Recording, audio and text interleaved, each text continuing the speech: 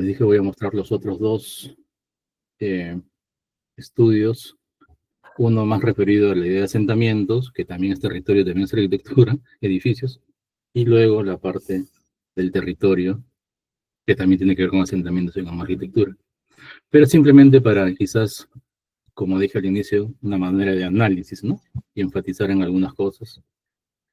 Entonces, cuando vemos los asentamientos, nuevamente en esta mirada trialéctica, vemos su forma, su función, su finalidad.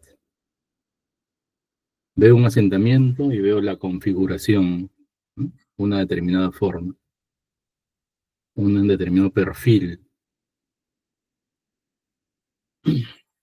Algunos ven figuras incluso, ¿no es cierto? Eso creo que tiene que ver con el efecto de pareidolia, que uno asocia determinadas configuraciones a formas que uno tiene presente en la memoria, en el cerebro, ¿no? Pero bueno, nuestra percepción nos indica que hay configuraciones. Veo el conjunto, veo sectores, a partir de que hay ejes, ¿no? A mí me interesa mucho la palabra eje.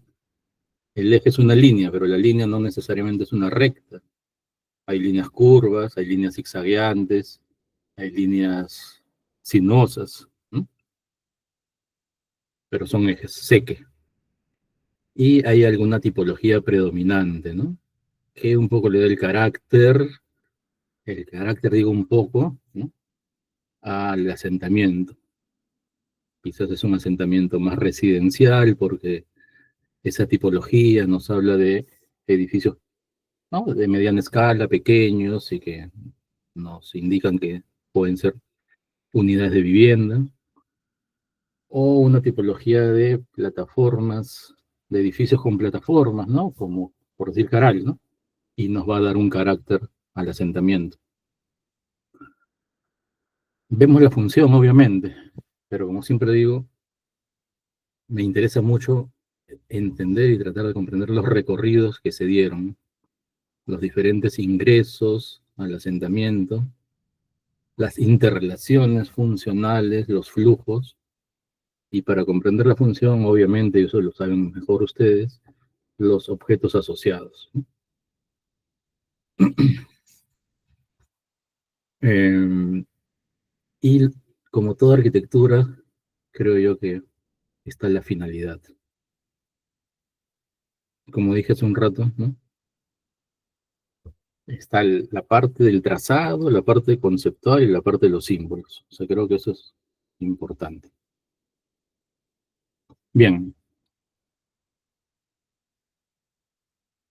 el Valle de Chancay, que ya lo hemos mencionado por la cuestión de Chicras, pero también el río y esta quebrada de Orcón. Yo creo que ahí hay una configuración, un indicador para señalar algún tipo eh, de lógica en el asentamiento, en la forma de asentarse. Y hay una serie de cerros dentro de la geomorfología del territorio. La presencia de estos elementos es pues parte de la cosmovisión, ¿no es cierto? Eh, Se nota, ¿no? Esa presencia y definen, ¿no? Los espacios. Y hay una comunicación con ellos, ¿no? Cada vez pienso más en la fuerza que tienen los cerros, el poder que tienen, ¿no?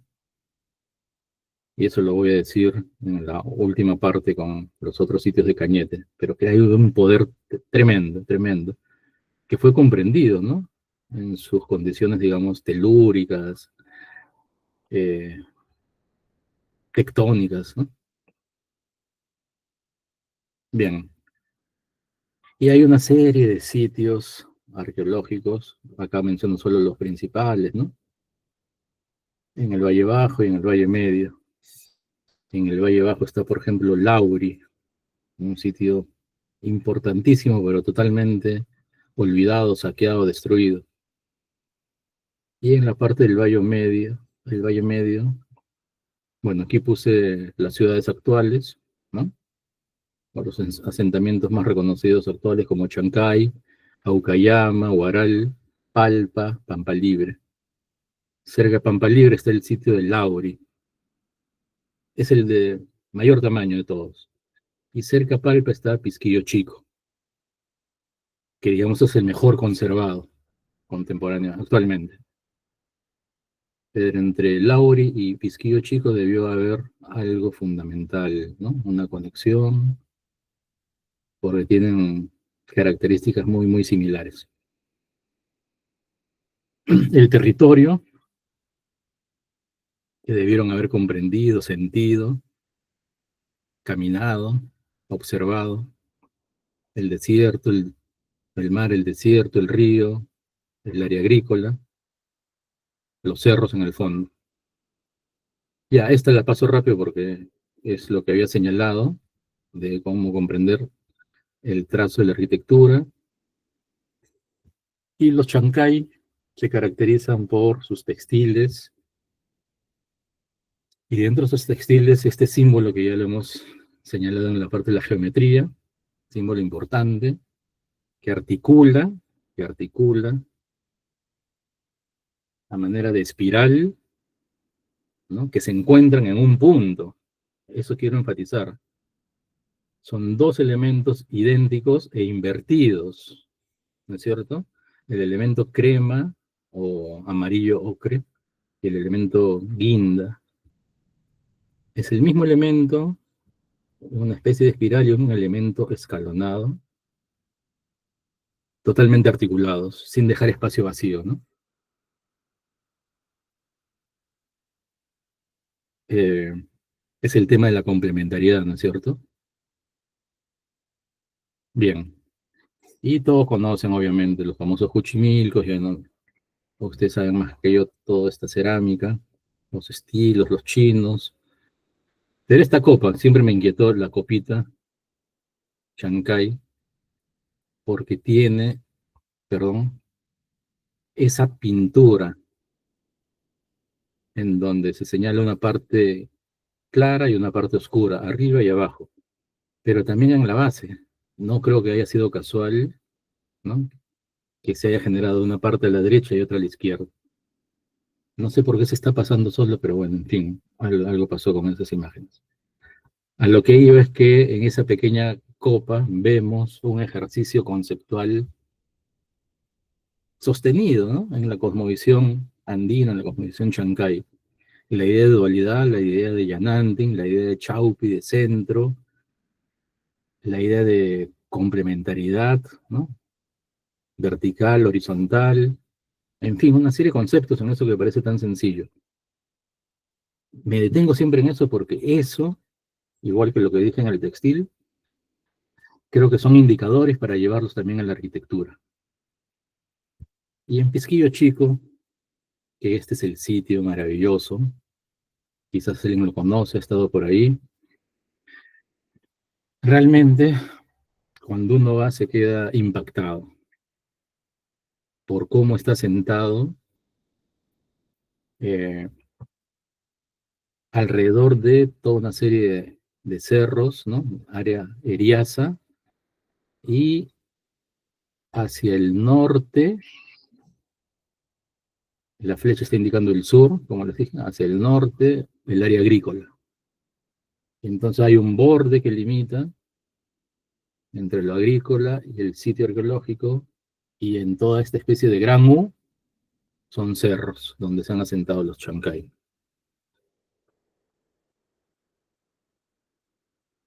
Por esta parte de aquí abajo, la flechita está en blanco, la flechita blanca indica esa zona de ingreso.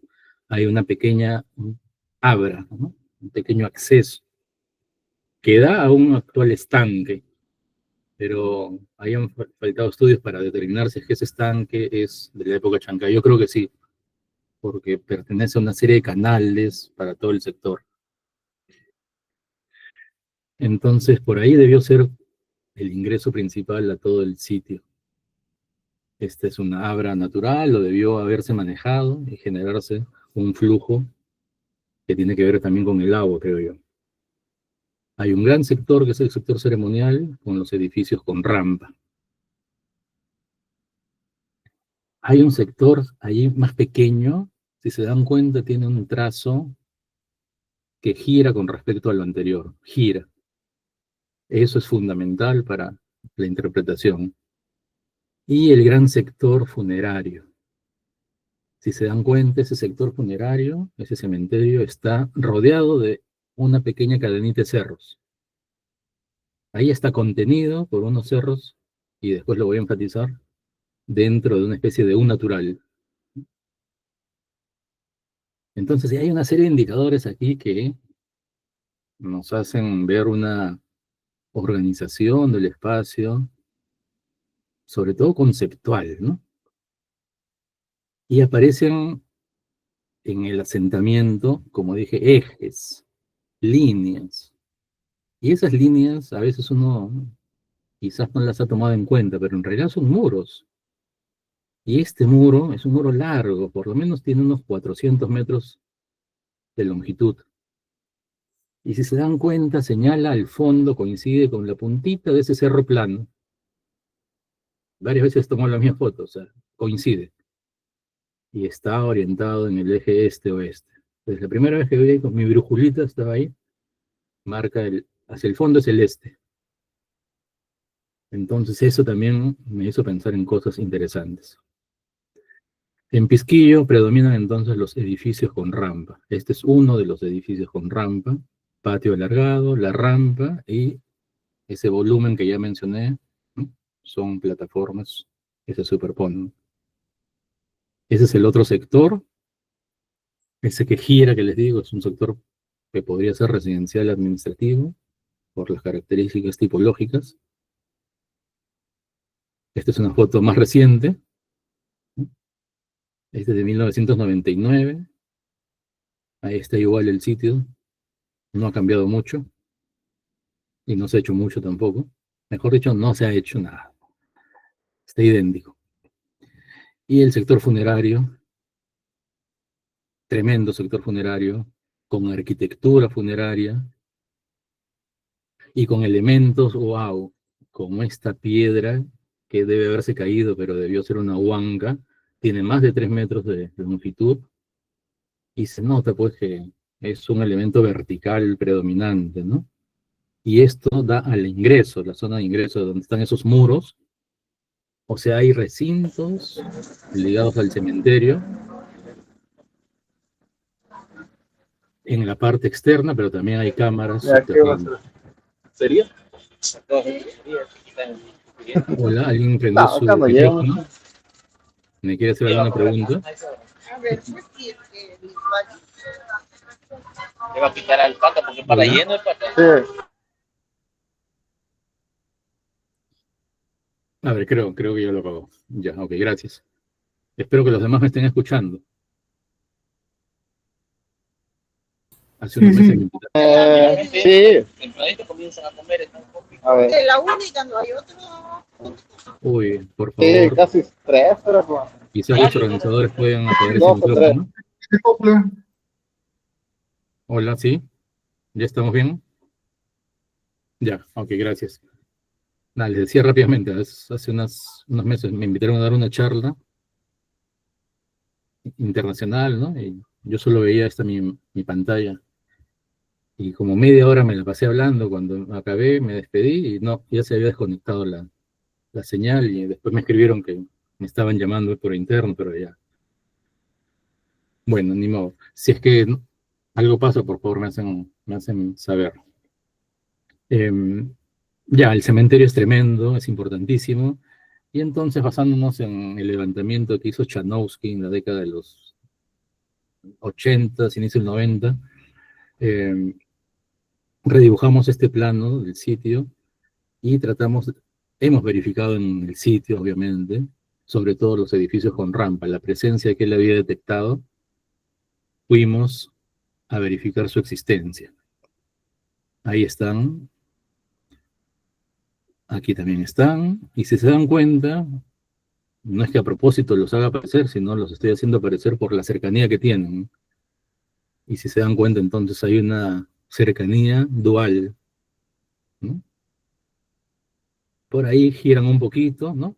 pero aquí me parece interesante, estos dos y estos otros dos.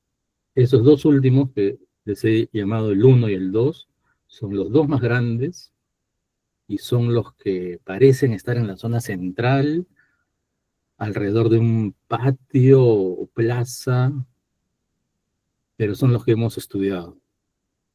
Y en todo caso, eh, las otras parejas de edificios nos hacen pensar en que existió una mirada, un criterio fuerte de dualidad y complementariedad. Y van a entender la complejidad de esto. Luego, después de unos años, vimos que en la zona del cerro había otro, pero solito. Bueno, siempre hay algo que se va de la regla. Y este morado es ese muro que les mencioné, eh, que está en la dirección este-oeste. Y aquí es un eje que está pasando de la zona de ingreso, esa abertura que señalé, y coincide con esas terrazas que vimos en la sección anterior de geometría, esas terrazas con la rampa que ingresaba a una plataforma. Desde esas terrazas uno puede ver el ingreso, y prácticamente están en el eje este-oeste, y es el ingreso al cementerio. Uh-huh. Y luego menciono este punto que es una cumbre de uno de los cerros, donde la primera vez que estuve, el 99, subí y pude ver la configuración de unas piedras. Le llamé huanca, pero eran, recuerdo, 3 piedras. Al final creo que hay una foto de eso, pero más contemporánea. Y el sector que gira tiene otro trazo con respecto a los edificios residenciales. Entonces, todos estos elementos nos permiten, pues, analizar, identificar, ¿no? Ver los sectores, ver el trazo de los edificios. Ya concentrándonos en el edificio con rampa, que hemos medido 1, vemos que hay una organización en relación a un espacio abierto, que en realidad tiene unos muros, no sabemos cómo se ingresó, la verdad, ahí faltan hacer algunas excavaciones, trabajos arqueológicos, para definir, pero es un espacio grande, y está entre los dos edificios. Este es el edificio con rampa 1, y el edificio con rampa 2.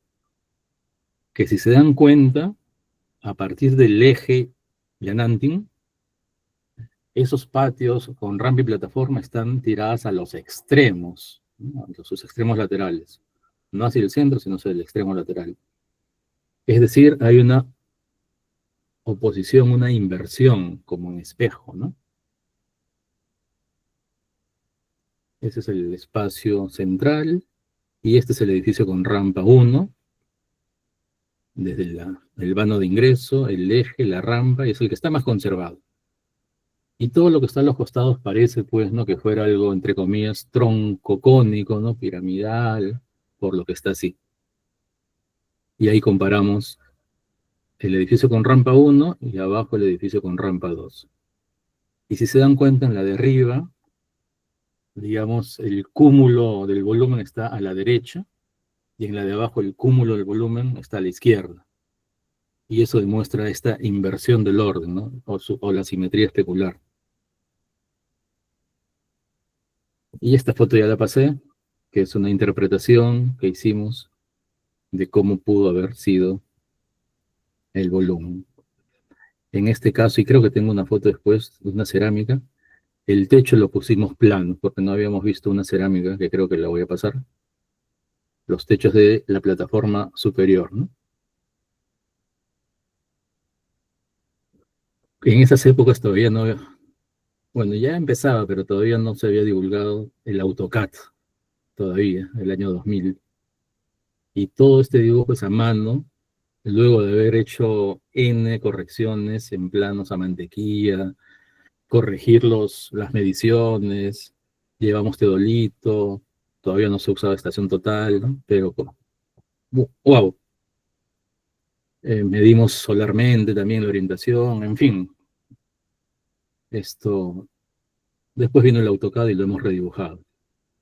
pero creo que este es el aporte como arquitectos que hemos podido realizar, el poder entender eso que se sabía desde Chanovsky, Sandra Negro, como les digo,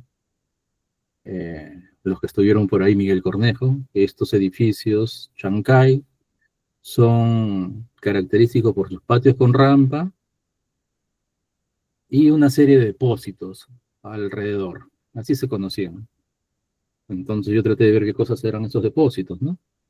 Y pudimos definir cada uno de los recintos realmente. Y sobre todo las circulaciones. Entonces tenemos una circulación quebrada que no accede directamente, sino hay un preámbulo. Luego se pasa a un patio largo, la rampa, y se suben a las plataformas superpuestas.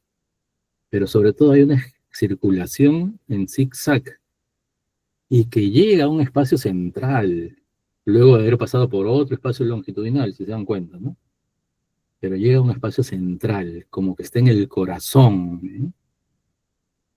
Entonces hay una unidad arquitectónica, una segunda unidad arquitectónica y una tercera. Les pusimos unidad A, B y C. La C, la del centro, la del corazón. Pero lo más interesante es que la unidad A y la C, que están pegadas, si se dan cuenta, están diseñadas de manera invertida.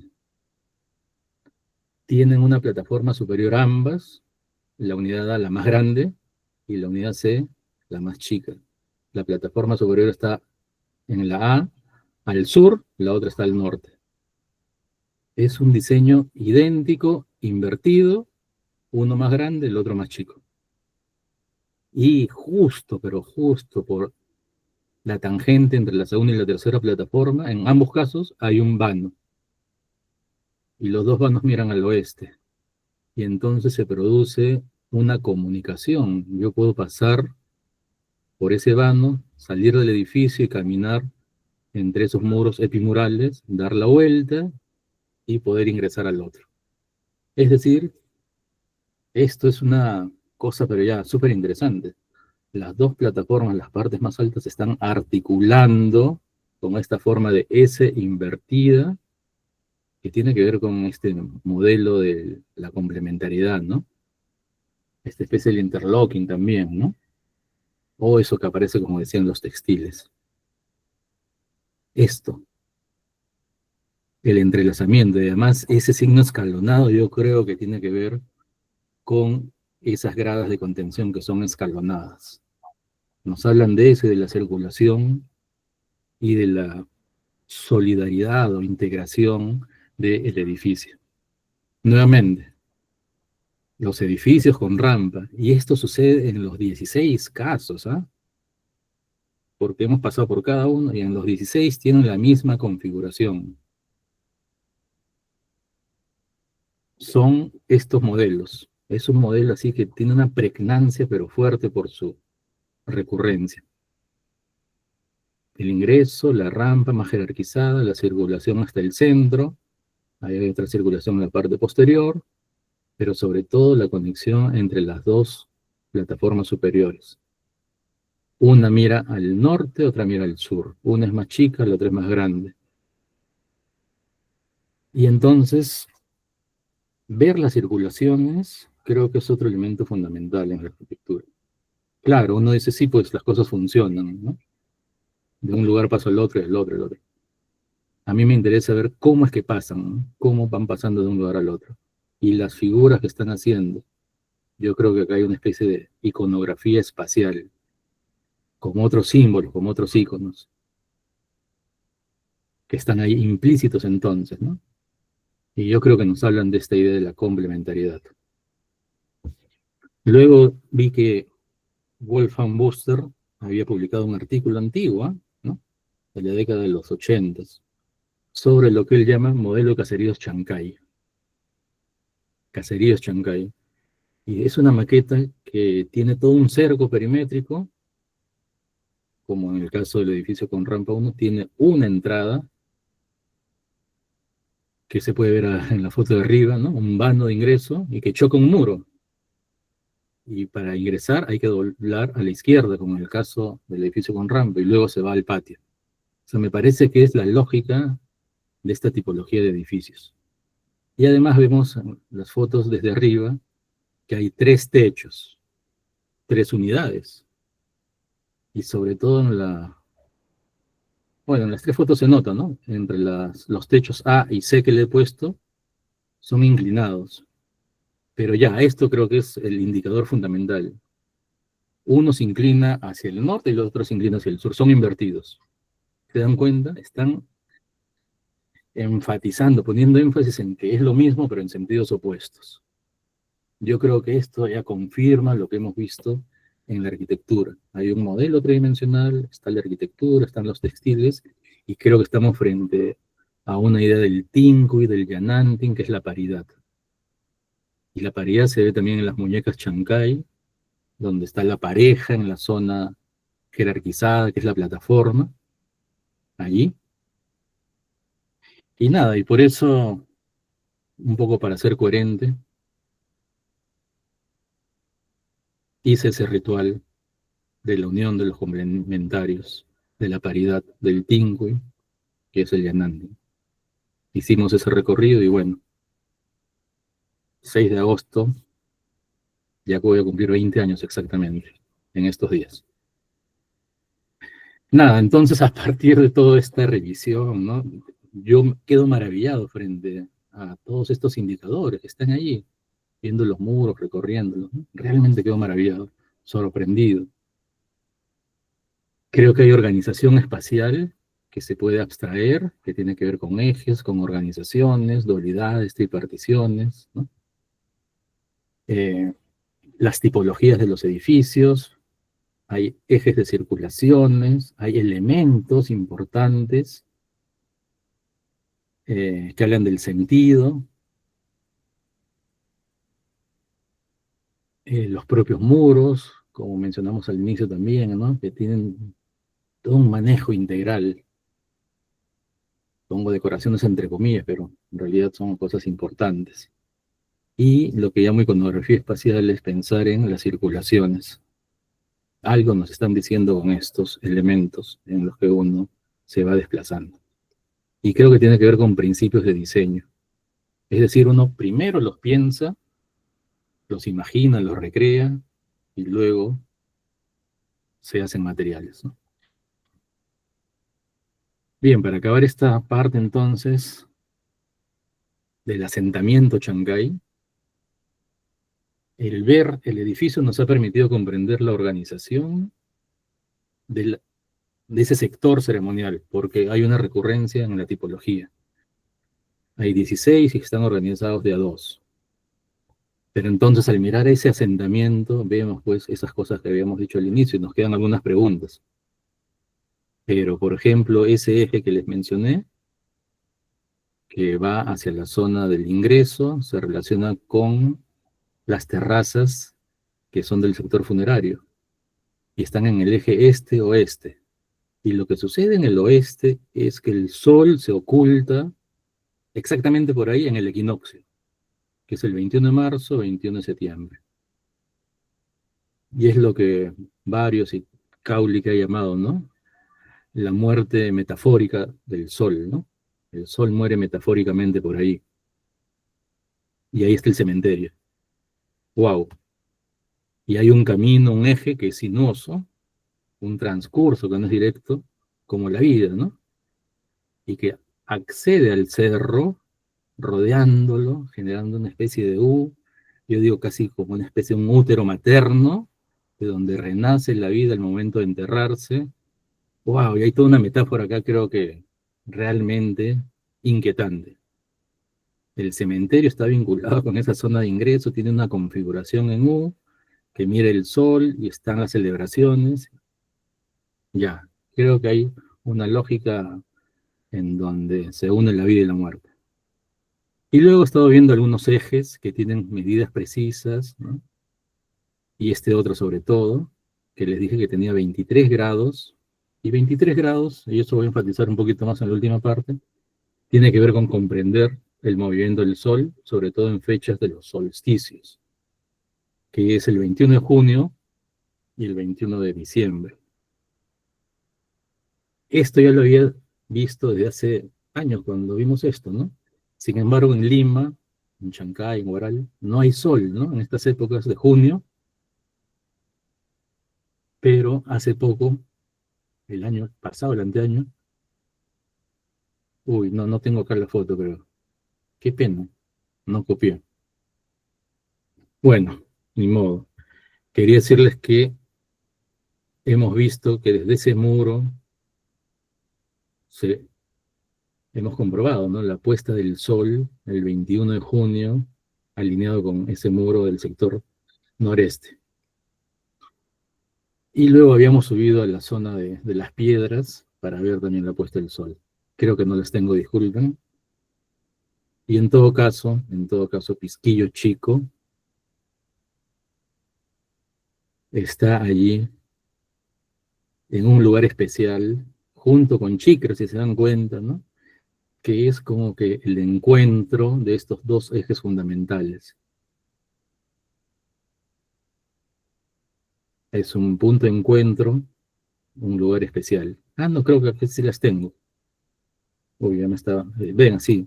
Esas son unas fotos también actuales del sector que tiene una calle de ingreso y llega, si se dan cuenta ahí, hay como un pequeño, entre comillas, montículo, pero yo he visto que hay evidencias de muro ahí.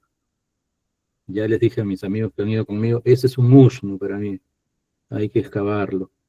Ojalá que alguien se anime. Está en esa zona del centro de este sector. Y ahí está ese edificio que les digo, que tiene un giro y que ya lo habíamos medido con 23 grados al noroeste, que sería el eje solsticial.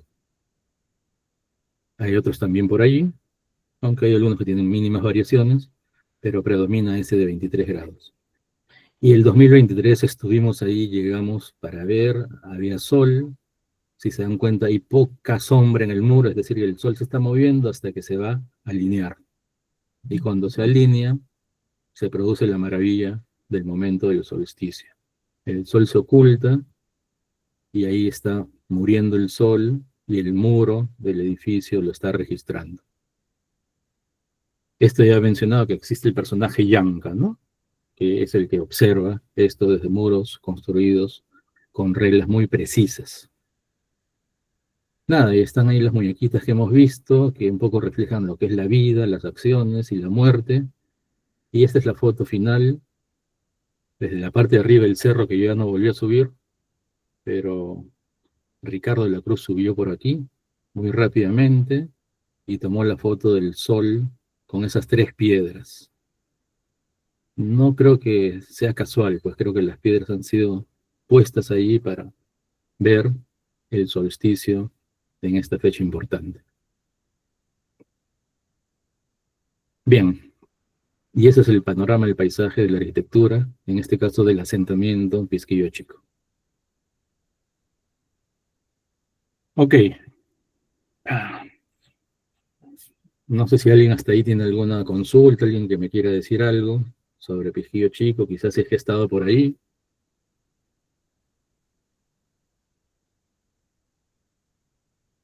Arquitecto, una consulta. No, yo no he estado por esa zona, Ujú. me gustaría, pero no he estado, sino otra consulta referente a lo que acaba de exponer. Entonces, desde su punto de vista, em, ¿usted podría decir de que la arquitectura durante el periodo prehispánico cumplió con los principios de firmeza, utilidad y belleza? Es una pregunta tendenciosa, claro, porque te estás sustentando en Vitruvio, ¿no es cierto? Claro, que puso, digamos, los principios dentro de la arquitectura antigua, pero viendo el proceso Ujú. del periodo prehispánico y el desarrollo de todas las culturas, sabemos que tanto en espacio y en tiempo en el mismo espacio siempre hubo otros asentamientos, ¿no?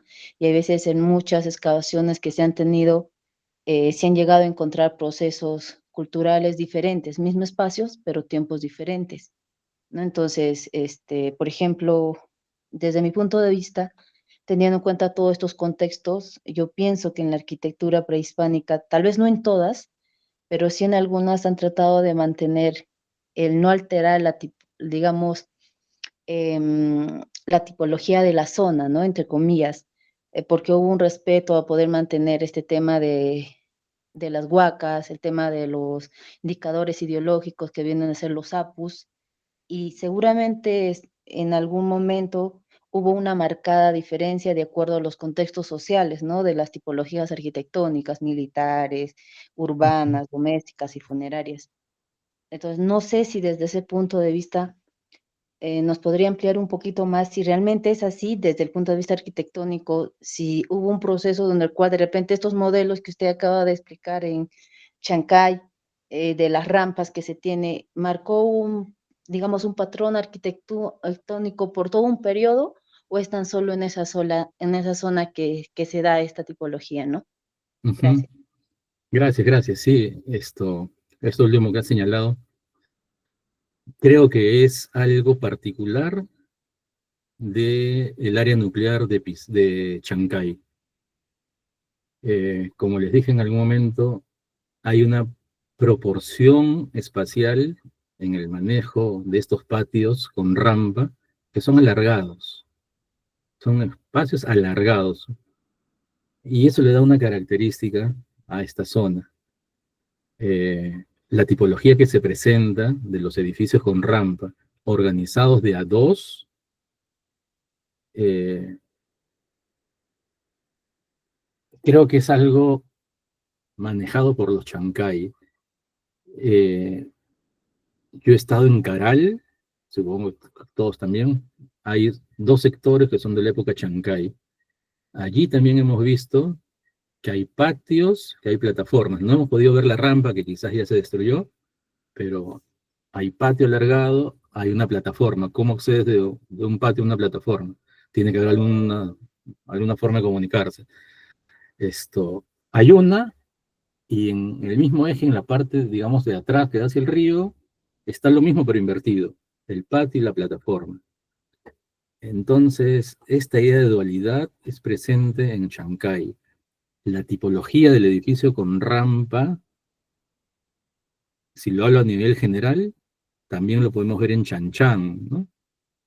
En Pacacnamú, lo podemos ver aquí lo más cerca en Pachacamac, todo lo que llaman mis colegas arqueólogos, que le digo con cariño, pirámides con rampa, ¿no? La JB, ¿no? Pero en Chancay sucede esta cosa marcada, pero marcada en los 16 casos, en donde su organización se da con dos patios con rampa invertidos. O sea, dentro de un edificio existen los dos patios con rampa invertidos e interconectados. En Pachacamac hay, y en todo el valle de Lurín, ¿no? Tanquilma, Tijerales, no me acuerdo el otro, este sitio grande también, que hay edificios con rampa. Pero no he visto que sean dos patios con rampa, ni siquiera. En Pachacamac hay, pero un patio está girado en otra dirección, ¿no? Y no hay una regularidad de este modelo. Aquí yo lo veo, es el mismo modelo en tamaño, desde uno que es más chiquito hasta el más grande. Los 16 tienen la misma configuración. Si yo entro de manera quebrada en el otro también, camino por una unidad que tienen banquetas, en el chiquito también hay banquetas laterales. Paso por un pasaje a la izquierda, también. Llego a un patio central, sí, así se dan los 16 casos aquí.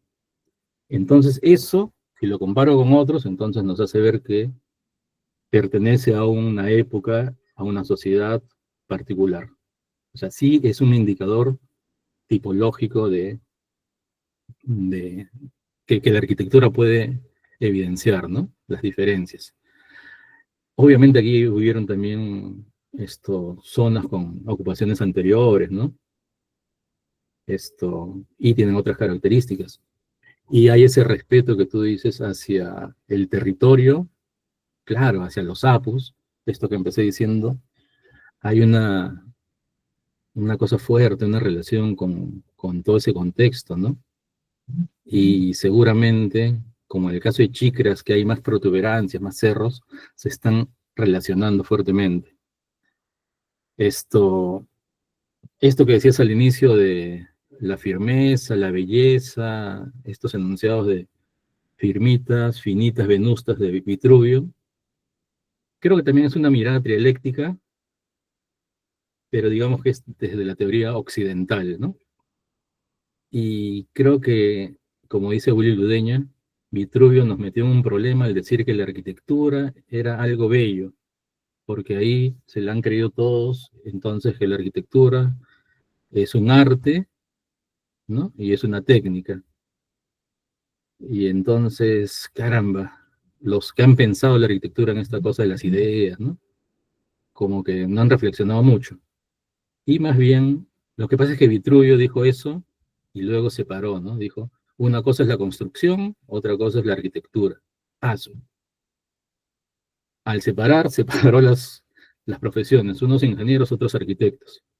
Y no, pues, la arquitectura estoy demostrando que es construcción. O sea, lo que caracteriza la arquitectura es todo su proceso constructivo, que al final de todo tiene un componente estético, sí, sí, pero lo primero que es la arquitectura es que es un objeto, un espacio de carácter público, porque hay una conciencia de que va a ser leído por los demás.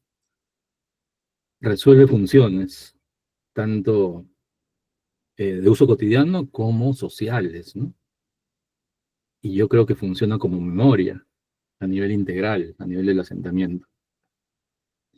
Entonces, más me gustan las definiciones que podamos decirlas en términos quechua, así algunos digan, son términos del Tahuantinsuyo, pero ¿cómo sabemos si los Ishma, qué idiomas hablaron, o en la época Caral, ¿no?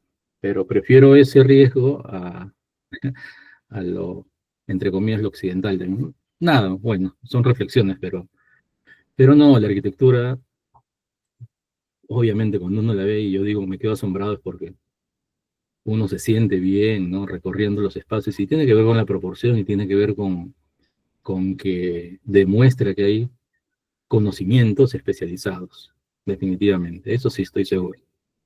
Y estar frente a un atardecer ahí, uno dice, qué belleza esto. Sí, pues, claro, uno siente eso, ¿no? ¿Y qué percibieron ellos, los Chancay? Wow. Y eso significó que eran conscientes de que la vida se reiniciaba o se regeneraba, ¿no? Y eso había que festejarlo. Espero responder con eso. Sí, gracias, arquitecto. Uh-huh. Bien, no sé si hay otra inquietud.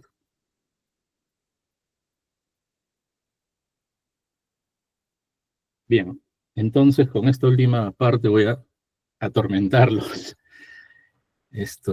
con este otro caso, el territorio. En el Valle Cañete, el caso de Canchari. Y yo lo he denominado un complejo astronómico Huarco Inca. Complejo astronómico. Por todo esto que he venido, o sea, a partir de la arquitectura, yo les soy honestos, a partir de la arquitectura, en el año 99, hice mi primer proyecto de investigación en Chancay. Y yo recuerdo que incluso le llamé algo así como geometría y proporciones en la organización del espacio Chancay. Es decir, iba con esta idea de que tenía que encontrarle a todo geometría. Luego me di cuenta que no era eso solamente, ¿no? Sino que habían estas organizaciones simbólicas, estos recorridos que uno pudo y se podía a partir de esos indicadores interpretar de otras formas y que tenía que ver con los sistemas de pensamiento. Y últimamente pienso en eso, pero además más ligado al territorio. Y entonces, digamos que del muro, de su parte tecnológica, que es el primer indicador, estoy tratando de ver la arquitectura en este sentido de comprender la existencia misma, que es comprender los movimientos de los astros. Y aquí con este caso, me parece así fundamental, quiero demostrar un poco eso, ¿no? El conocimiento que tuvieron, la paciencia y las lógicas de cómo se articulan y escogen un terreno particular. Bien. El Valle de Cañete, como todos sabemos, está al sur de Lima, están los maravillosos valles, ¿no? Luego de pasar por Malasia, donde están los Coahillos, llegamos a Cañete, y a Cañete está el famoso sitio de Cerro Azul, y en el medio, en ese puntito, está el sitio de Canchari, que colinda los Huarco con los señoríos de Runahuanak y de Chincha, ¿no? Conocidos históricamente. Nos concentramos entonces en este territorio, donde está Cerro Azul. Miren, en ese punto, en el extremo noroeste, y hay un cerrito en el extremo sureste. Y digo en ese extremo porque desde ahí, si se dan cuenta, el área verde, el área agrícola, empieza a angostarse, ¿no? Entonces como que hay una relación en esta zona del Valle Bajo. Y hay otros sitios como Cerro de Oro, estudiado ya desde hace años por Francesca Fernandini, ¿no? Vilcahuasi, Heroay Bajo, y ahí está el Cerro Candela, y en una pequeña estribación del cerro, la parte final, se ubica Canchari. Ahí como que en un apéndice. Ese cerro tiene una orientación también, y los Huarco Inca, hicieron varias bocatomas, ¿ah? Desde el río Cañete, hay varias, desde Incahuasi en el intermedio, pero la última justo se da en Cerro Ungara. Al pie de Cerro Ungara hay una bocatoma, desde donde trazaron 2 canales, más de 25 kilómetros, pasando por los campos agrícolas para irrigarlos, pero sobre todo el que me parece fascinante es cómo le da la vuelta al sitio de Canchari. Lo protege, lo aísla, lo articula, pero es el tema del agua también ahí. Entonces en esa zona, al centro, como un chaupi, está Canchari. Y creo que todos conocen, ¿no?, el sitio de Cerro Azul. Este es el edificio que habíamos medido ya en el año 2003, el edificio I, y estos muros enormes de tapial. Y ahí se ve el sistema constructivo, ¿no?, las líneas horizontales que nos hablan del proceso. Este es el sitio de Ungara en el otro extremo, aprovechando la pendiente del cerro, y este es Canchari entre los dos sitios. Por eso lo pongo un poco así, ¿no?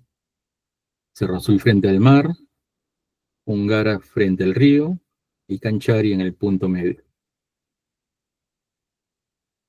La aerofoto, para entender el cerro, o en todo caso la estribación final del cerro Candela, y el sitio se llama Canchari, ¿no? Y Canchari en el diccionario de Santo Tomás dice que Canchari es alumbrar. Me parece interesante, yo no soy especialista, pero hay que empezar a investigar por ahí, porque es candela. ¿Por qué le llaman al cerro Candela? Alumbrar tiene que ver con luz, la candela con luz, ¿no? Hay algo ahí que se vuelve interesante. Y yo digo, y la luz puede ser la luz que da el sol, ¿no?, en algún evento interesante, o la luz de la luna. Uh-huh. Y aquí está el canal San Miguel, que rodea todo el sitio. Por lo tanto, es muy difícil ingresar, muy difícil. Y está toda la zona agrícola que rodea. Actualmente hay un camino en trocha, y desde esas épocas del año 2002, 2003 que hemos ido, siempre hemos cruzado el río y teníamos el canal, y siempre nos hemos mojado, hemos tenido que hundirlo, hasta que ya hace poco hemos ido por este otro lado, porque hay un puente en la zona derecha, que es un centro poblado actual. Hay un puentecito que uno cruza el río y uno llega caminando, luego de caminar una media hora para acceder. Por ahí debió haberse dado entonces una secuencia lógica. Se compone el sitio de un edificio principal en la parte alta, en la cumbre, y 3 edificios pequeños, que les he llamado edificios anexos. 1, 2 y 3 del sur hacia el norte. Si se dan cuenta, la configuración del cerro hacia el norte, oeste, ¿no? Tiene 4 puntas, como que son 4 estribaciones, ¿no es cierto? Pero hay solo 3 edificios. Eso me pareció revelador, porque no habíamos determinado al inicio cuál era el ingreso. ¿Por dónde se ingresa? Llegamos por donde está la flecha roja y siempre hemos subido por ahí. Y en esa zona donde no hay edificios, más bien hay una zona de terrazas, como andenes o tendales que se han construido. Son bastantes, ¿eh? Pero justamente nos dimos cuenta que luego de bordear todo el canal, por esa zona no hay edificio y hay más bien una pendiente del cerro natural. Y se aprovecha y por ahí se da el ingreso. Son aerofotos, una me la proporcionó Eber Cerrudo, la otra es de nuestro vuelo en dron. Y es una maravilla el sitio. Ahí estoy señalando el edificio anexo 1, el edificio anexo 2, en la foto de la izquierda. Y en la de la derecha es el edificio anexo 3. Este es un muro perimétrico que está señalado ahí con la flechita en blanco, pero que de inmediato nos dimos cuenta de que hay otros muros que en realidad son más pequeños, más delgados, más esbeltos, y tienen otra dirección que el trazo predominante. Entonces algo pasa cuando los muros no son paralelos, cuando no coinciden. Tiene que haber una intencionalidad. Hay un eje predominante, pero sucede ese elemento característico. Hay unos ingresos en este frente, pero sobre todo en la parte que les he dicho, donde no hay edificio anexo, está la pendiente del cerro y está esta rampa. Entonces estamos casi seguros que la entrada principal debió darse luego de un recorrido ritual, de haberle dado toda la vuelta al cerro hasta llegar a esta zona inclinada y ascender por la rampa. Tenemos unas fotos generales. Y aquí nuevamente pongo a nuestro amigo Guamán Poma, al astrólogo, ¿no es cierto? Y este conocimiento especializado en mirar los astros. Como digo, ese es un personaje que no parece un anciano, entonces no necesitaría un bastón para apoyarse, y más bien tiene un elemento vertical que señala la punta de ese cerro donde está el sol, ¿no? Prácticamente es la foto de Chikras contemporáneo. Y ahí está el sol y la luna, y es significativo eso. Bueno, esto ya lo había pasado, esto lo paso rápido porque ya me he detenido 2 veces en hablar de la geometría. Y acá sí quisiera un poquito detenerme. Este es un gráfico que hice en esas épocas como un diagrama simplificado de los principales eventos. Y los principales eventos es mirar el sol, mirar la luna, básicamente. Pero creo que acá, y también otras constelaciones, pero después me parece que aquí tengo un segundito, por favor.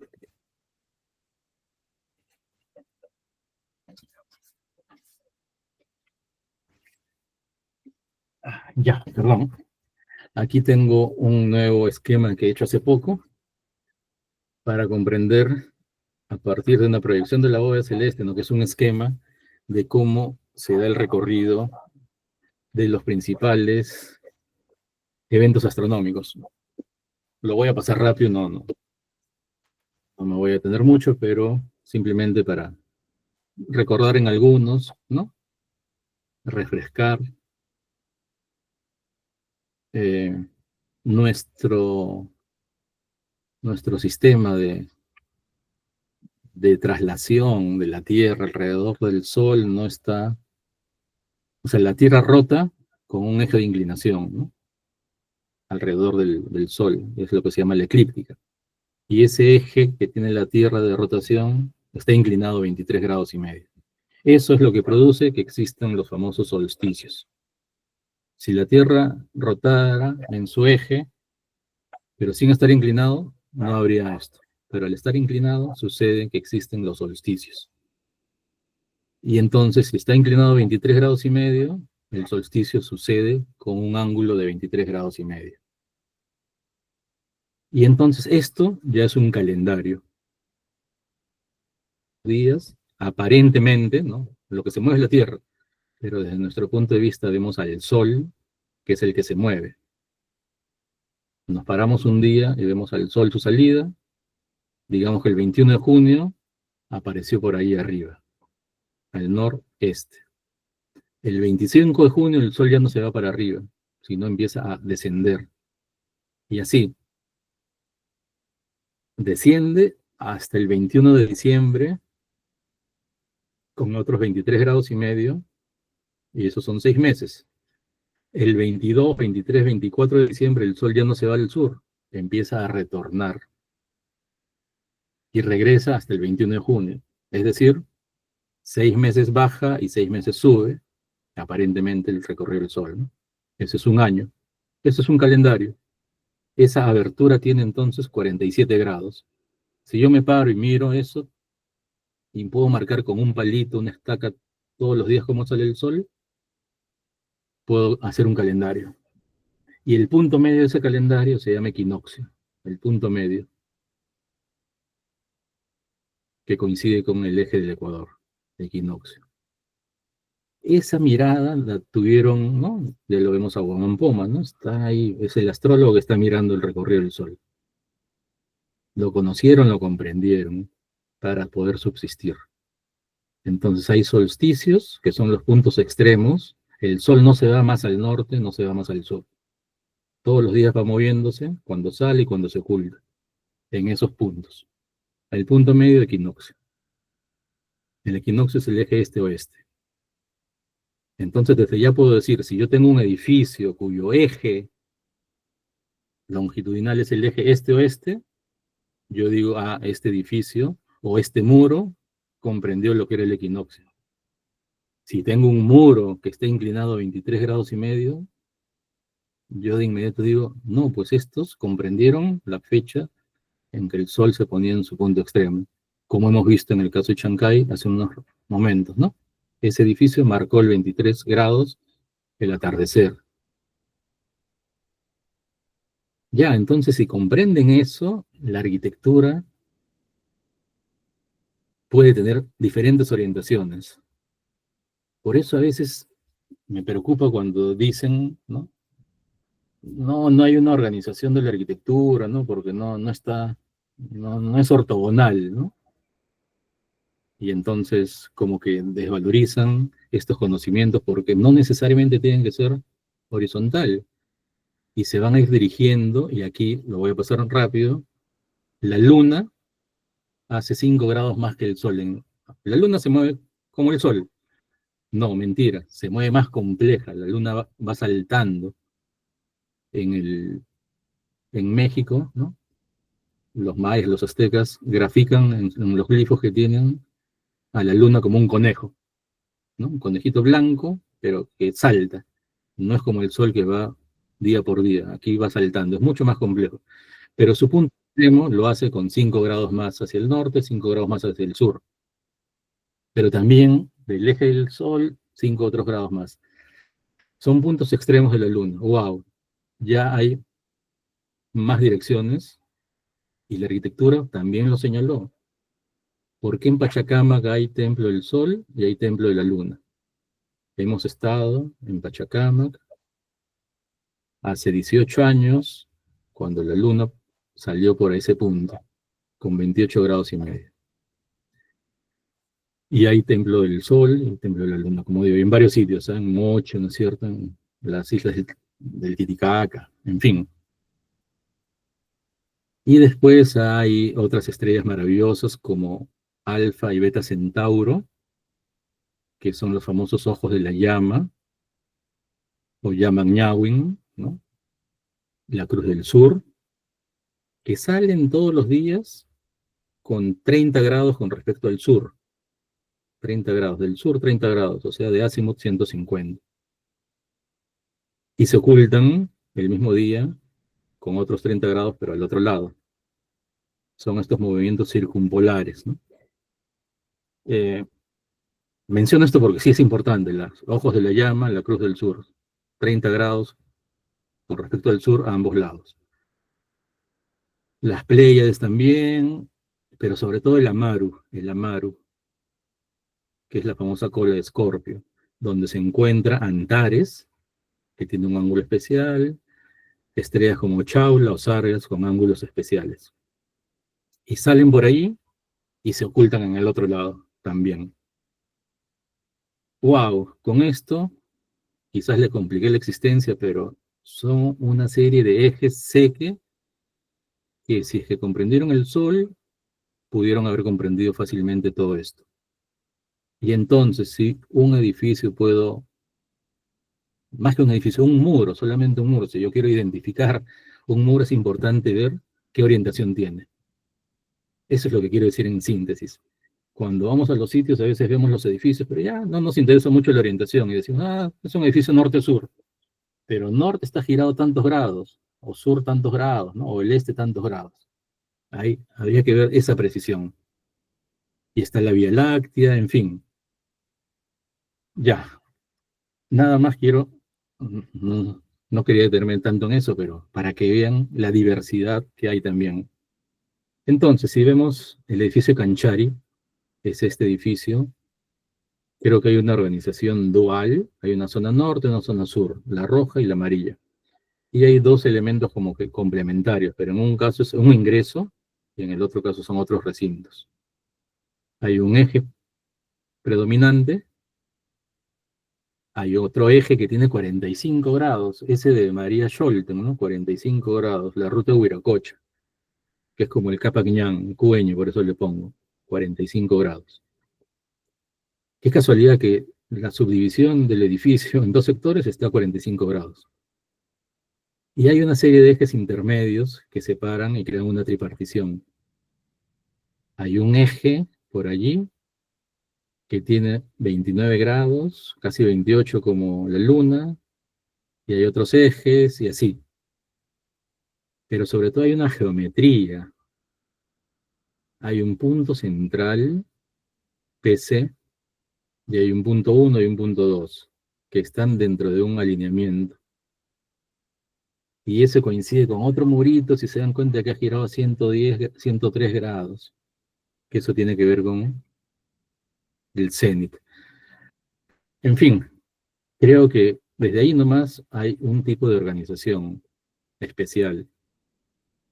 Entonces, en el patio norte sucede esto. Miren esa foto de la derecha arriba, la grande, es un vano.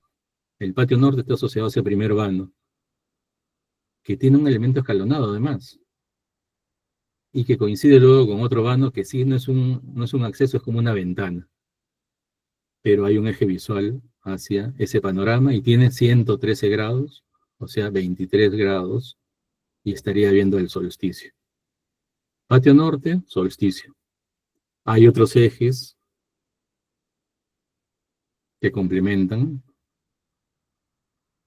y el patio sur tiene una rampa de ingreso, un muro fuerte, gran muro en tapial, medio trapezoidal además, que es ese, y que tiene 117 grados. Son 27 grados con respecto al eje este-oeste. Eso implica que tiene una connotación con la luna. Les dije 5 grados más que el sol, 23 más 5, 28, 27 grados, 28 está por ahí. Y coincide con el vértice del patio. Y en las noches pudieron haber visto estas cosas maravillosas en el firmamento, en la bóveda celeste, y el movimiento de la luna. Y después está este otro sector con unos recintos especiales que tienen otros ejes, y entonces aparece este murito que les dije al inicio, que lo estoy pintando en rojo. Dentro de esa configuración es un poco raro el muro, ¿no? Es un poco raro. Y este otro también. Pero tienen ángulos que estarían referidos a comprender el recorrido de la luna. Bien. Y eso es lo que vieron en la noche, y ahí está el Amaru, en la vista hacia el oeste, está el Antares, y todo este Amaru va a ir bajando y se va a ocultar. Sargas tiene 42 grados. Cuando se oculta del oeste, la O, esa cuadrícula está acá a 10 grados. 10, 20, 30, 40, 42 grados. Sargas va a caer. Y este es el eje predominante del edificio. Pero sobre todo el edificio 3 que les voy a decir ahorita. Ahí están los 42 grados. Nada, entonces, haciendo un detalle, este es el edificio anexo 1. Está relacionado a nivel de geometría con ese punto. Y desde ese punto también hay una relación con el edificio anexo 2, porque tiene un ángulo de 113. Ahí están los otros recintos con esa orientación lunar. Haciendo un zoom del edificio 1, miren, tiene 28 grados. Y 28 grados es el ángulo que hace, como les digo, la luna. Y desde allí se puede ver el mar también, pero yo creo que la luna llena fue contemplada allí, en este eje, pero eso sucede cada 18 años. Pero también pudimos ver el sol, casi en el eje, porque el sol tiene un ángulo diferente. Si se dan cuenta, hay una ligera variación del sol con el eje del recinto. Pero acá sí, este es el edificio anexo 2.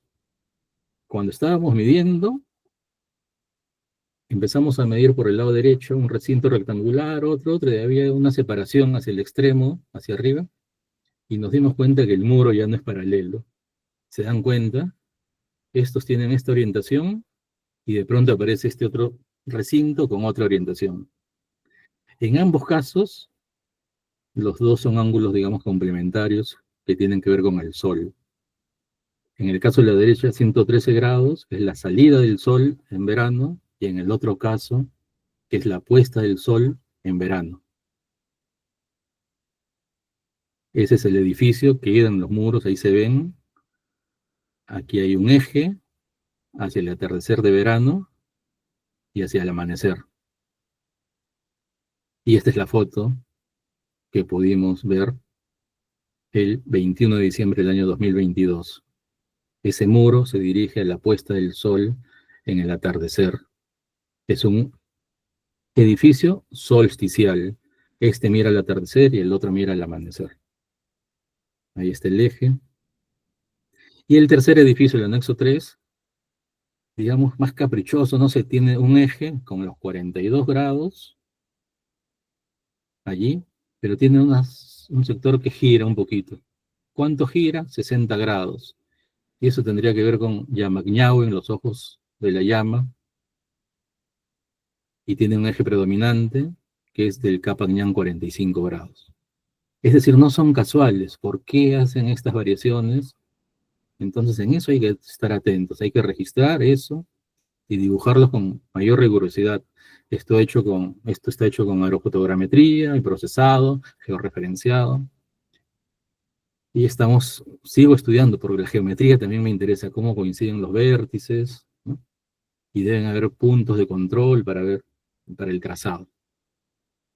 En fin, y ya casi para terminar entonces, creo que la organización de este edificio mayor, además de los otros menores, ¿no? Tiene que ver con criterios nuevamente de dualidad, de complementariedad entre el patio norte y el patio sur. Es una especie de cancha inca, ¿no? Con 4 grandes sectores, pero la idea de lo trapezoidal también es interesante. Está el ingreso, los diferentes ejes. Aquí no voy a poner a explicar cada uno, pero ya lo he señalado, ¿no? En todo caso, el patio norte tiene que ver con el solsticio, el patio sur con la luna.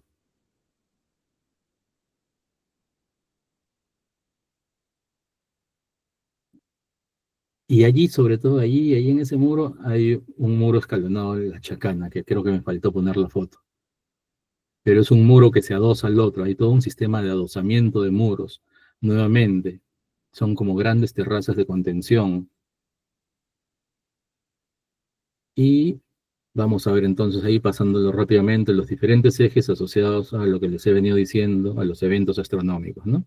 Cada uno tiene que ver con algo especial. Lumisticio, solsticio, la estrella Sargas, la Cruz del Sur, etcétera, etcétera. Y la geometría, y esto es lo mismo, solo que lo he vuelto a hacer para comprobar.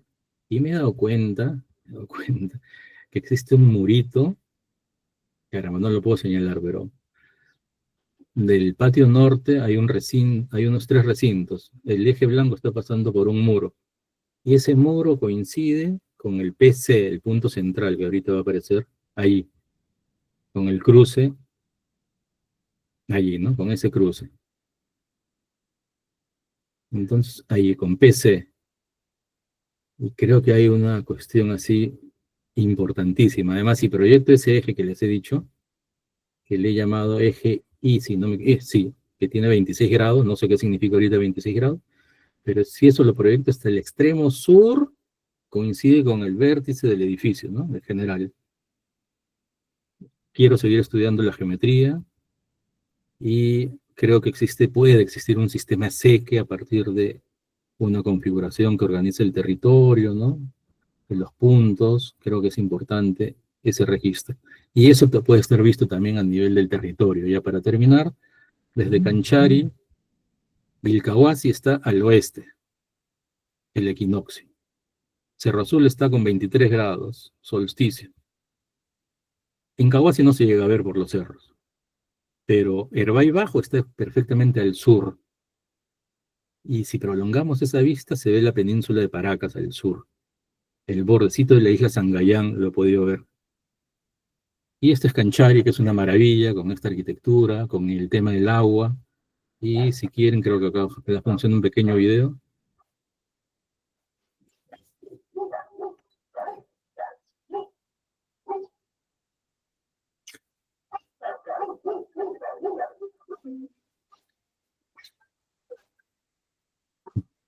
Ojalá se esté viendo el video. Este es Canchari, todo el territorio, el paisaje. Al fondo están esas son las islas Sangayán de Paracas.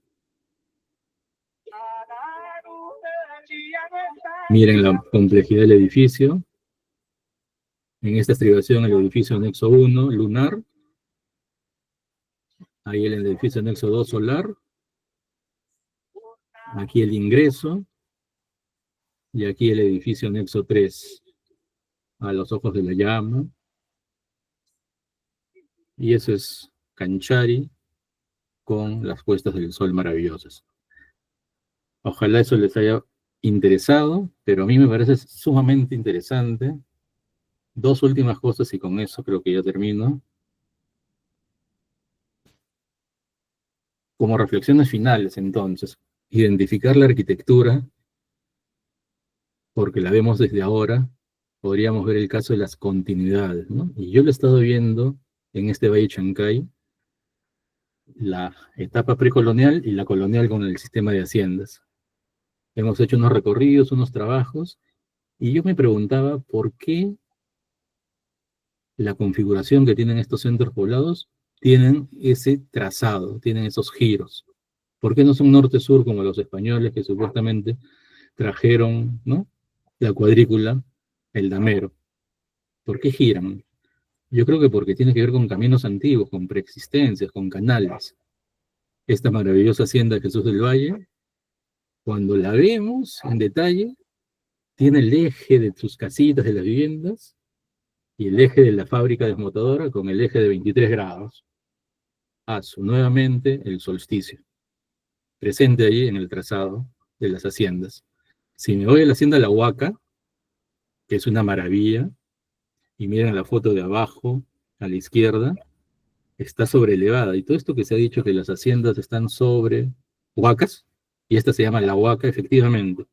No está bien mi foto, pero ahí en el extremo de abajo, abajo en la parte media, se nota un murito, como una terraza, Chancay. Claro, aquí falta trabajo de ustedes. Yo espero que se animen y puedan avanzar aquí y comprender bien, ¿no? Pero está elevada la casa hacienda porque hay evidencias de terrazas Chancay. Pero además el trazo tiene 45 grados. ¿Por qué a 45 grados nuevamente, no? Como la ruta de Huiracocha. Y hay una maravilla en el interior, ¿no? Una iglesia barroca. Y otra famosa hacienda, la Hacienda Retes. La Hacienda Retes, el trazado, eje trazado, ahí está, 45 grados. La hacienda Palpa tiene otro trazado con 10 grados. 10 grados es casi 11 grados y se parece a la latitud donde está sentado Chancay, que es 11 grados. Y eso tendría que ver con el cenit. Pero en fin. Y la hacienda Guando tiene su capilla, ahí está su capilla con la casa hacienda, con un trazado de 23 grados el solsticio. Y esta es otra con la que ya acabo, la hacienda Caqui. La hacienda Caqui está cerca a sitios arqueológicos, conocidos como la Bandurria, que les dije al inicio, y que yo prefiero llamarle Caqui. Y hay un Ushnu, que se le conoce como el Ushnu, para mí es Caqui 1, Caqui 2, digamos, ¿no? Y ya habíamos medido este Caqui, o la Bandurria, que tiene un eje predominante, que tiene 11 grados. 11 grados viendo hacia el suroeste. Y eso es un eje cenital porque coincide con la latitud donde se asienta el sitio, 11 grados.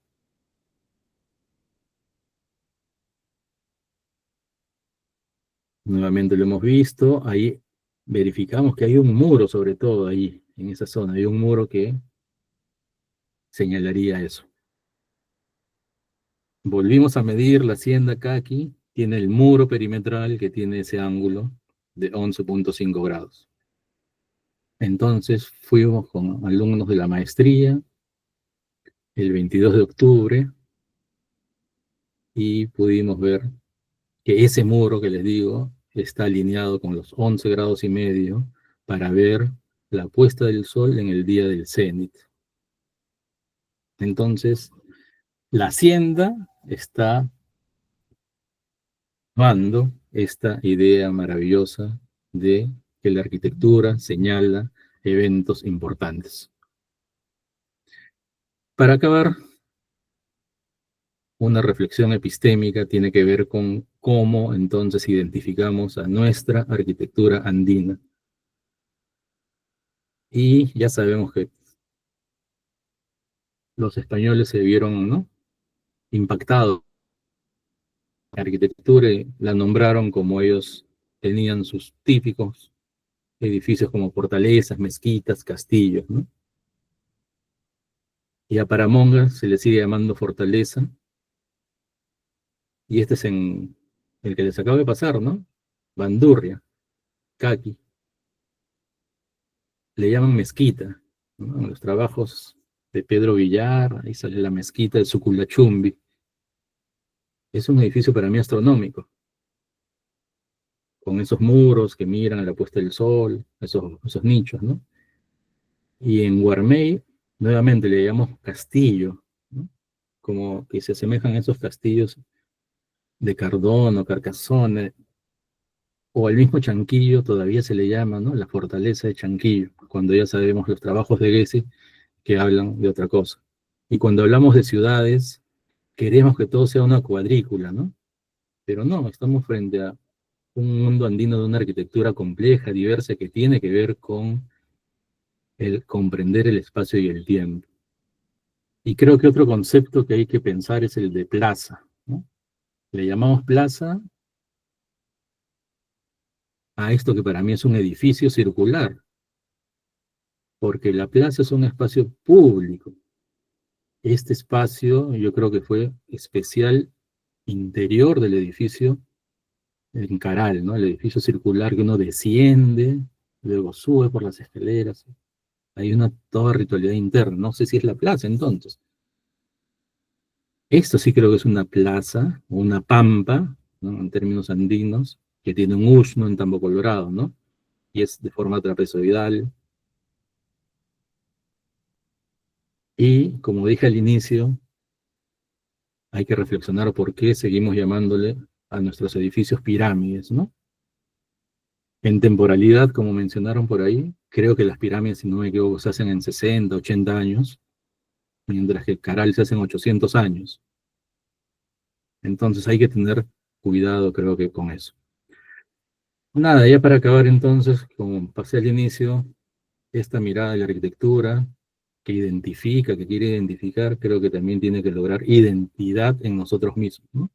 Y empezar a mirar más desde lo nuestro, desde nuestras propias elaboraciones conceptuales, ¿no? ¿Son escaleras o son símbolos que articulan espacios? Y esta maravilla que hace la arquitectura, que hacen las personas integrándose al territorio. Qué pena, ¿no? Que ahora se haga un despropósito con el aeropuerto allí para transformar lo que fue esta, como dice Stella Neyo, esta teatralización realmente del espacio, ¿no? Con ejes importantísimos, con canales visuales, ¿no? Eso se está perdiendo. Bien, acabo con esto. Identificar la arquitectura creo que es comprender un poco más allá de la sola materialidad, y comprender los ciclos temporales por los cuales transitamos en esta especie de vida y muerte y continuidad y regeneración.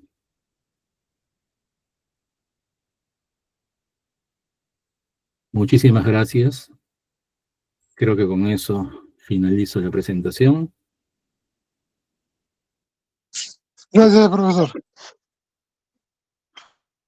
Creo que los he atormentado en demasía. Si tienen alguna inquietud, por favor. Libby Farfán ha levantado la mano. Sí, profesor, ante todo agradeciendo la información que nos ha brindado y creo que nos abre un poco más la mente de cómo deberíamos de interpretar mejor estas evidencias que vayamos teniendo y de hecho que es un trabajo multidisciplinario, ¿no? El poder interpretar una sociedad que en un momento tuvo una actividad cultural diferente, ¿no? Igual que la nuestra, pero de manera diferente, ¿no? Y hoy en día creo que mucho se ha simplificado, ¿no? Se cree que son sociedades que no tuvieron un desarrollo, cuando en realidad lo que usted nos acaba de mostrar desde el punto de vista arquitectónico, hubo todo un cronograma de trabajo, un diseño de trabajo, comiendo los ángulos perfectos, y es muy interesante. Lo felicito por la investigación que está haciendo. Una consulta, arquitecto. Sí. El tema, el calendario que nos mostró donde aparecen los ejes del solsticio, si deseas un trabajo de peritaje y yo ya habiendo agotado, digamos, en un supuesto caso, habiendo agotado todas las metodologías y tuviera que utilizar esta metodología, por ejemplo, para poder identificar el proceso o el tiempo en el cual se inició esta construcción y como resultado de los ejes me dan de que se dio ejes lunares o solsticios, podría tomarlo como un punto para decir que se inició la construcción en el tiempo del eje del solsticio lunar. Ah, sí, claro. Ahora hay una plataforma, no hay varios, pero la más asequible y manejable es esta plataforma de modelamiento astronómico que es el Stellarium. Y uno puede, claro, no nos tenemos que basar en los datos arqueológicos, ¿no? En fechados, por ejemplo, radiocarbónicos que ustedes manejan. Y eso, llevándolo al modelamiento de las fechas, yo puedo ver si es que en esa fecha, con ese eje, sucedió algún evento astronómico. Y puedo precisar años, porque los rangos de los fechados radiocarbónicos no es un año, ¿no? Son décadas, ¿no? Hay errores más o menos, ¿no? Pero si yo entro al modelamiento del movimiento de los astros y hay un eje que marca un solsticio o que marca a una estrella, si tengo ese eje de 210 grados, yo estoy seguro, o sea, lo digo así, pero hay que comprobarlo, ¿no? Que está marcando los ojos de la llama para tal época, porque las estrellas se van moviendo. Hace 3000 años no eran los 210 grados, 250 que he dicho, era otro ángulo. Eso se va moviendo, eso hay que comprenderlo. Pero puedo verlo en el Stellarium, qué pasaba, qué estrellas eran, y puedo decir si pues efectivamente se construyó en esa época y tuvieron conocimiento de este panorama visual nocturno, por decir algo, ¿no? Entonces sí, pero hay que, como tú dijiste al inicio, es un trabajo interdisciplinario, ¿no? Esta es la parte de la astronomía cultural, digamos, hay que verlo con los datos arqueológicos y hay que contrarrestar información en sitio, ¿no? Ok, gracias, arquitecto. No, gracias a ti, sí.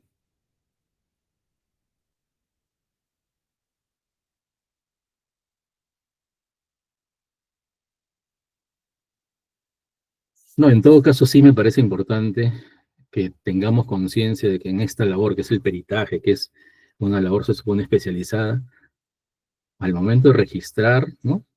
Seamos rigurosos en ver que la arquitectura es un indicador, creo que fundamental, ¿no? Que hay que precisar sus diferentes orientaciones, que no es casual que tenga pues a 18 grados al noreste, tiene 18 grados, no, que eso está significando algo. Quizás 18 grados es la posición extrema de la luna en su parada menor, y eso sucedió en tal fecha y puedo verlo en el estelario. Entonces, si no, ustedes son especialistas en todo lo que es rigurosidad, ¿no es cierto? Creo que en la arquitectura también hay que ser rigurosos.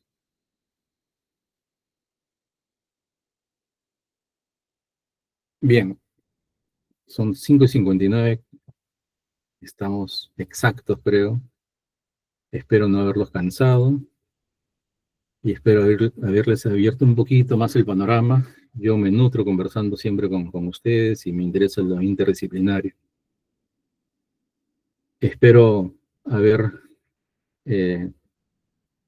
cubierto sus expectativas sobre este pequeño curso del registro arquitectónico, ¿no es cierto? Y nada, no sé si es que no hay ninguna pregunta, alguna otra opinión, alguna observación. Yo quiero Arquitecto, agradecer. quería hacerle una pregunta. A ver, sí, por favor. ¿Habrá alguna aplicación para nosotros ver la alineación o el eje correcto de cada año en cuanto a las estrellas, el sol, la luna?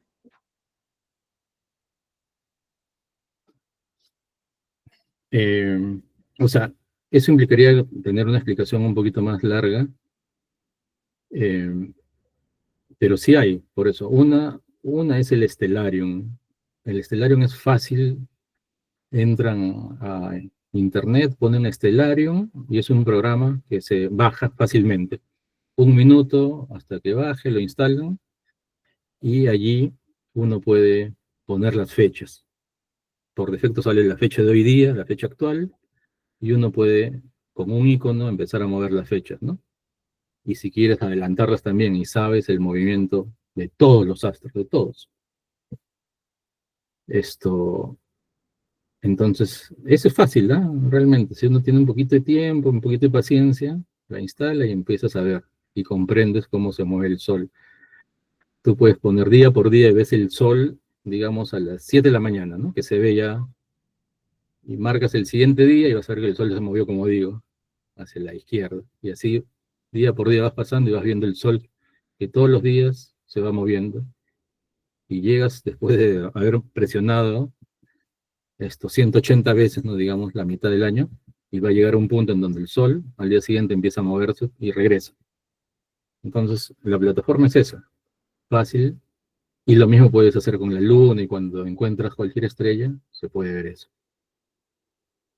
Y como tiene toda su georreferenciación, se saben los ángulos, ¿no? Espero que eso conteste, creo que a eso te referías, pero lo importante es poder correlacionar, ¿no? Y eso significa poder medir bien la arquitectura que uno registra. Entonces, por eso actualmente, ¿no? Está muy bien toda esta tecnología de los drones, ¿no? Antes uno hacía levantamientos con teodolito, estación total, y uno tiene que lograr precisar la orientación geográfica bien.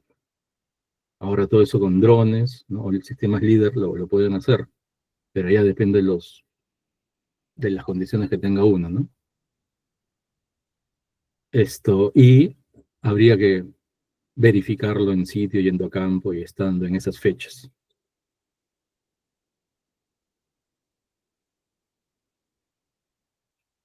Ok, gracias por la pregunta. No sé si es que hay otra.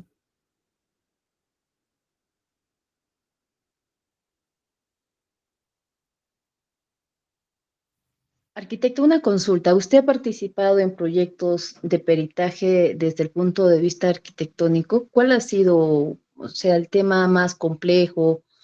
¿Nos podría de repente compartir un poco el expertise en ese aspecto en el caso de que lo hubiera tenido?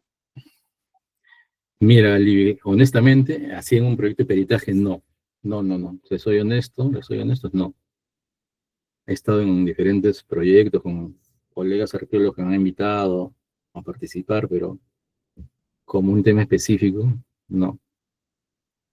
Pero en todo caso, creo que lo interesante es la manera en cómo registra, la metodología que uno debe plantear, el análisis que uno debe hacer, ¿no? Y las maneras en que uno empieza a interpretar. Como les dije, desde esta mirada arquitectónica, sí, obviamente nos interesa ver el registro de lo que existe, de la materialidad, ¿no? Y por eso empezamos desde los muros, desde los detalles. Eso implica, ¿no?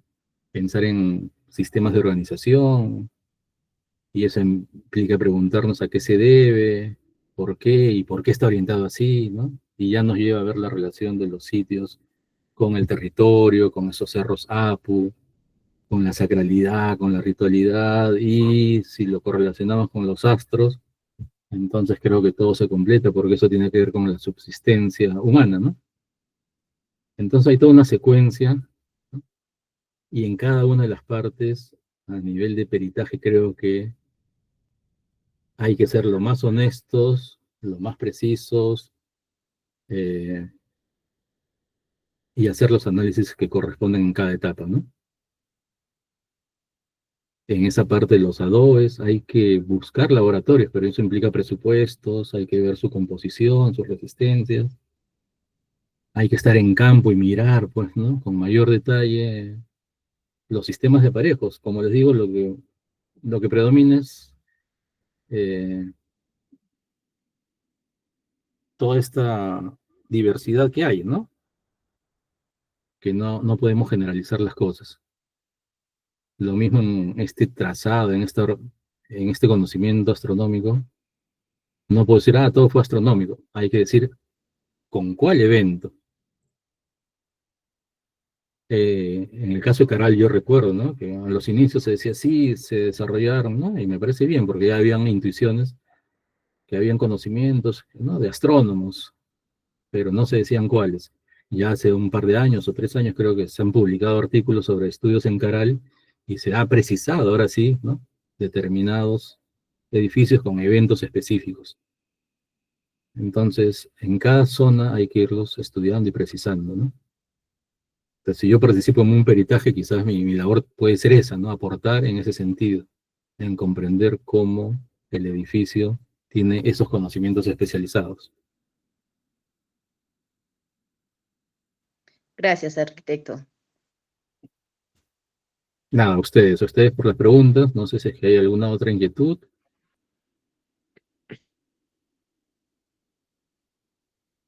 Arquitecto, ¿usted ha hecho este tipo de mediciones en la parte sierra, en las edificaciones ancestrales?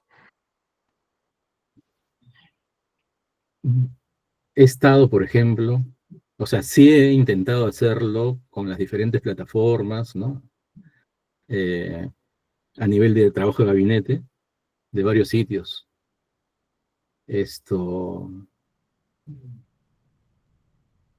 Tengo ahí algunos resultados que implican todavía ir al campo y corroborarlos. Pero, por ejemplo, sí estuve en el Cusco, en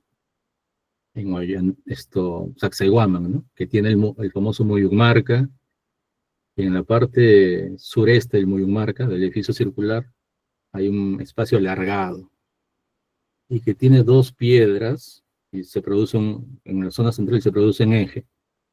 Eso ya lo había medido a nivel de la aerofotografía, ¿no? Y medía, ¿sabes cuánto? 13 grados al sureste, 13 grados. Y el Cusco está en 13 grados, ¿no? 13.5 grados la latitud. Y eso, como digo, quienes más o menos, ¿no? Estamos manejando esto de las condiciones astronómicas, sabemos si es que hay un eje que coincide, el edificio de un eje coincide con la latitud, es muy probable que ellos hayan visto la puesta del sol o la salida del sol en el día por donde el sol en su recorrido no hace sombra al mediodía, ¿no? Lo que se llama el cenit. pero salió con el ángulo, ¿no? Y he estado ahí, y sí hemos tomado algunas fotos, y hemos visto al medio del sol que no hizo sombra, pues, ¿no? El día del cenit. Tenemos que tener suerte también con el sol, que a veces se ve apaciguado ante la fuerza de las nubes, ¿no? Y de pronto a veces el sol vuelve a aparecer y hay como unas luchas, y todo eso me hace recordar a todos los mitos, ¿no? Que empiezan a ver en cada sociedad estas fuerzas, estos personajes, ¿no? Estas guerras rituales. Creo que tiene que ver eso con haber comprendido el movimiento que se da en la bóveda celeste. Esos mitos para mí son, como dicen muchos ya, ¿no? Son recontra verídicos, ¿no? Son historias. Pero sí, quisiera tener más tiempo para hacer más trabajo de campo y ir a los sitios.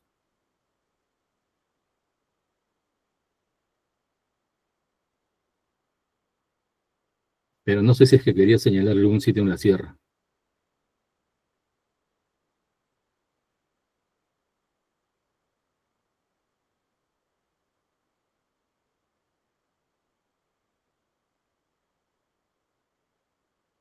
Bueno, no. Ok, nuevamente entonces, yo creo que ya estamos con la hora. Vamos a descansar, creo. Y nuevamente para agradecerles a todos por su participación, su presencia. Y repito, espero haber estado dentro de sus expectativas en este curso. Y gracias a los organizadores, al Colegio de Arqueólogos. Buenas tardes, ya casi buenas noches. Un abrazo a todos. Gracias. Muchas Gracias, gracias. usted Buenas arquitecto. noches, muchas Muchísimas gracias. gracias. Buenas noches. Buenas noches con todos. Ok, buenas noches también. Muchas gracias. Muchas gracias. Muy